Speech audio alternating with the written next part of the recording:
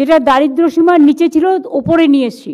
Please এটা ব্যঙ্গ করে কেউ মিথ্যে ডিস্টর্ট করবেন না। আমি আগেরটা উইথড্র করছি অফিসিয়ালি, আর যদি কেউ করেন আমি কিন্তু আইনত অ্যাকশান নেব, কারণ অনেক সময় আমি দেখি উল্টোটা বলে দেয়।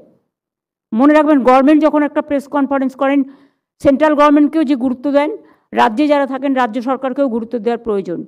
সুতরাং এটা নিয়ে কানাঘুষো করে কোনো লাভ নেই, এবং এটা নিয়ে চালাকি করারও কোনো দরকার নেই। আমি কিন্তু লক্ষ্য রাখবো সোশ্যাল নেটওয়ার্কেও।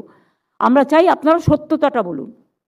এটা হচ্ছে দারিদ্র সীমার বাইরে আনা হয়েছে, এক্স্যাক্ট ওয়ার্ডটা দারিদ্র সীমার থেকে বাইরে আনা হয়েছে, মানে তারা এখন দারিদ্র সীমার নিচে নেই।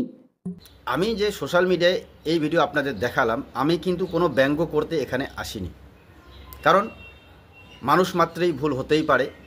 তিনি মুখ্যমন্ত্রী হয়েছেন তো কি হয়েছে, তিনিও তো একজন মানুষ। কিন্তু আমার যেটা প্রশ্ন,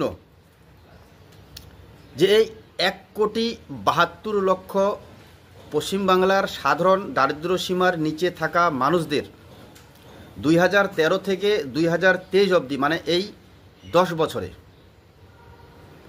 তিনি দারিদ্র সীমার নিচে থেকে উপরে উঠে নিয়ে আসলেন। তো আমরা এই ফিগারটা যদি একবার চিন্তা করি যে 1,72,00,000 মানুষ, এরা কারা?